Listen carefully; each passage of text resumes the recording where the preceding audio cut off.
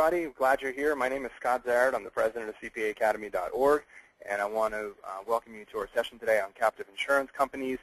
This class does qualify for 1.5 CPE credits. It's an hour and a half long.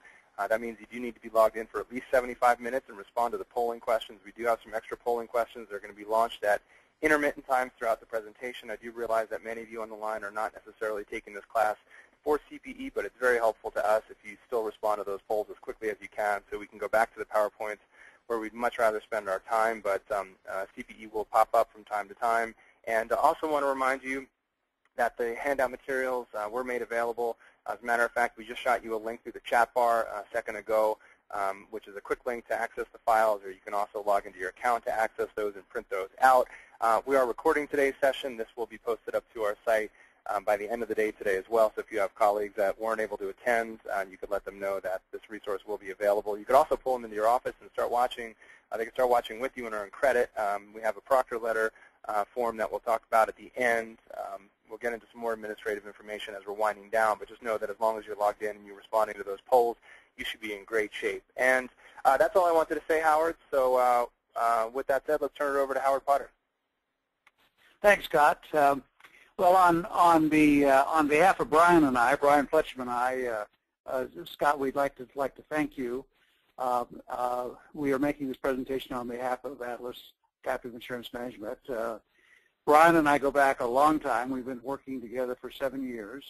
I'm a recovering lawyer and CPA. I began my career in the tax department of Deloitte Touche, and I had my own law firm for 20-some years, and then since 2001, I've been involved in captive insurance companies. Brian, who I met 7, 8 years ago, and we work with some different companies. We've been involved in captives together and work together almost on a day-to-day basis. Brian is the proud father of 2 young boys that are very active in soccer, and he has a lovely wife, Denise, and just a great family. I'm a grandfather. I have 3 beautiful grandchildren. One lives in Santa Fe with my daughter and my son-in-law, and 2 grandchildren in Aspen. And then I have a son that just finished his first year of medical school. So we're both extremely involved in our family and our work in captive insurance companies. I think the way we'll approach this session is we have a PowerPoint that Brian and I put together, more Brian than I, and Brian's going to walk through that.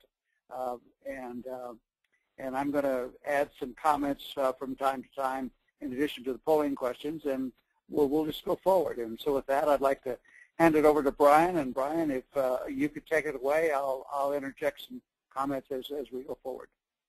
And thanks so much, Scott. We appreciate this greatly. Great opportunity. Brian, it's all yours, my friend. Great. Thank you so much, Howard. Well, thank you, everybody, for joining. We have a large group of 350 of us today. What I'd like to do, it looks like from the comments or some of the questions, we have people of all backgrounds. We have some veterans of the captive industry. We have CPAs, attorneys. So what I'd like to do, even though the name of this course is entitled Captives for Small and Mid-Sized Businesses, which that will be the focus, I'd like to kind of step back and talk about the broader captive industry for a few minutes. Now, I know a lot of folks are interested in the micro-captives, or some folks refer to these as 831D captives in reference to the section of the tax code. We'll get into that in a few minutes. But I first want to introduce captives first and foremost as